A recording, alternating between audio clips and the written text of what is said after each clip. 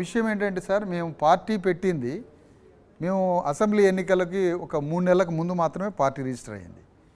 అయితే అంతకుముందున్న సామాజిక సాంస్కృతికంగా ప్రజల్ని ఐడియాలజికల్గా ఆర్గనైజ్ చేయడం మీద బాగా దృష్టి పెట్టి చాలా పెద్ద పెద్ద లక్షల సంఖ్యలో మీరు అన్నట్టుగా కార్యక్రమం జరిగింది.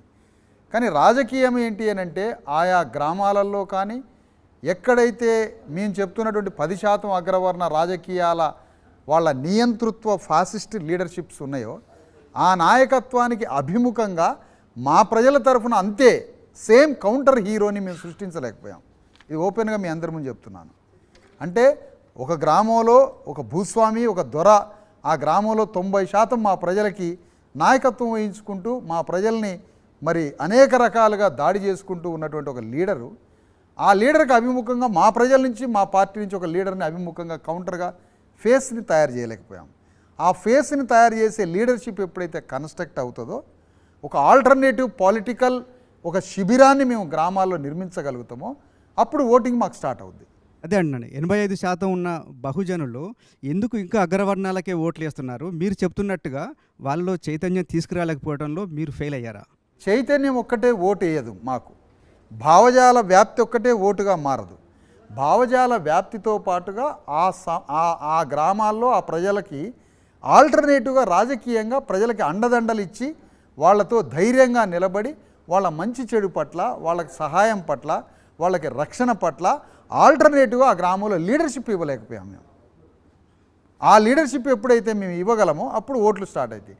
అందుకనే మనకి ఇక్కడ నార్త్ ఇండియాలో ములాయం సింగ్ యాదవ్, లల్లు ప్రసాద్ యాదవ్, కర్పూర్ ఠాగూర్లు, కొంతమంది బీసీ లీడర్షిప్, తమిళనాడులో బీసీ లీడర్షిప్, ఇలాంటి లీడర్షిప్ ఏమి ఇవ్వగలిగిందంటే గ్రామాల్లో ఉన్న ఠాగూర్లు, భూమిహార్లకి కౌంటర్గా ఎస్సీ బీసీలకి లీడర్షిప్ కౌంటర్గా ఇచ్చింది. ఇక్కడ తెలంగాణలో మా ద్వారా కానీ మరికొన్ని సంస్థల ద్వారా కానీ ఒక్క భావజాల వ్యాప్తి జరుగుతుంది తప్ప ఆల్టర్నేటివ్ పొలిటికల్ లీడర్షిప్ని మేము ఇంకా కన్స్ట్రక్ట్ చేయలే. దానివల్ల ఓటు ఆగింది. అందుకని మేము ఇప్పుడు ఈ నెక్స్ట్ 5 ఇయర్స్ ఇప్పుడు రాబోయే అసెంబ్లీ ఎన్నికల లోపు తెలంగాణలో ఉన్న 10,000 గ్రామాల్లో, 500 మండలాల్లో, 33 జిల్లాల్లో అప్పర్ కాస్ట్ లీడర్షిప్కి, ముఖ్యంగా రెడ్డి కాంగ్రెస్ పార్టీకి, రెడ్డి వెలమ బీజేపీ పార్టీకి, వెలమారెడ్డి బీఆర్ఎస్ పార్టీకి అభిముఖంగా ధర్మ సమాజ్ పార్టీ గ్రామాలలో ఒక గౌడుని, ఒక యాదవుని, ఒక ముదిరాజుని, ఒక నాయి బ్రాహ్మణ్ని, ఒక చాకల్ని, ఒక మాదిగని, ఒక మాలని కౌంటర్గా మా ప్రజలకి ఒక లీడర్గా తయారు చేసి అభిముఖంగా నిలబెట్టి మా ప్రజలకు కూడా మంచి చెడు, మా ప్రజలకు కూడా ఒక రక్షణ, మా ప్రజలకు కూడా ప్రభుత్వంతో పోరాడి ఇవ్వాల్సిన సహాయాలు అవన్నీ ఏర్పాటు చేయబోతుంది. ఇక నమ్మకం ఉందా? 100% ఉన్నది. ఆల్టర్నేటివ్ చేయాల్సిన పనే అది, మాకున్న నమ్మకం కూడా అదే. అంటే మీకు నాయకుడికి ఎదగాలంటే ఆర్థిక కండబలం ఉండాలి, ఆర్థిక బలం ఉండాలి, అవన్నీ సాధ్యమేనా? అస్సలు కాదు. ఎప్పుడైనా సమాజంలో సంపద వచ్చేది గుండె బలంతో, గుండె బలంతో తప్ప డబ్బు కాదు.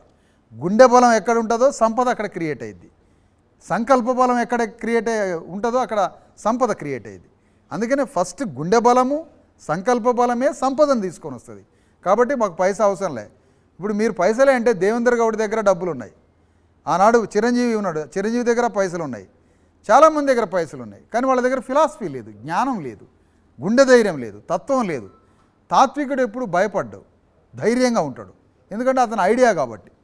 ఫిలాసఫర్ ఆయన ఐడియా, ఆయనే ఒక ఐడియా కాబట్టి ఫిలాసఫర్స్ ఎవరికి భయపడరు. వాళ్ళ ఆలోచనని విజయవంతం చేసుకోవడానికి ఆలోచనగా వెళ్ళిపోతూ ఉంటాడు. అందుకనే ముందు మనిషికి కావాల్సింది ఐడియాలజీ, అది సమృద్ధిగా ఉంది. ఇప్పుడు మాకు కావాల్సింది లీడర్షిప్. ఆ లీడర్షిప్ని 5 ఏళ్లలో సృష్టించుకొని మేము రాజకీయంగా తెలంగాణ గడ్డ మీద భారతదేశ చరిత్రలోనే మొట్టమొదటగా బీసీ, ఎస్సీ, ఎస్టీలందరినీ కలగలిపి ధర్మ సమాజ్ పార్టీ తరఫున రాజ్యము, రాజ్యాధికారాన్ని చూపించబోతున్నాం తెలంగాణ గడ్డ మీద.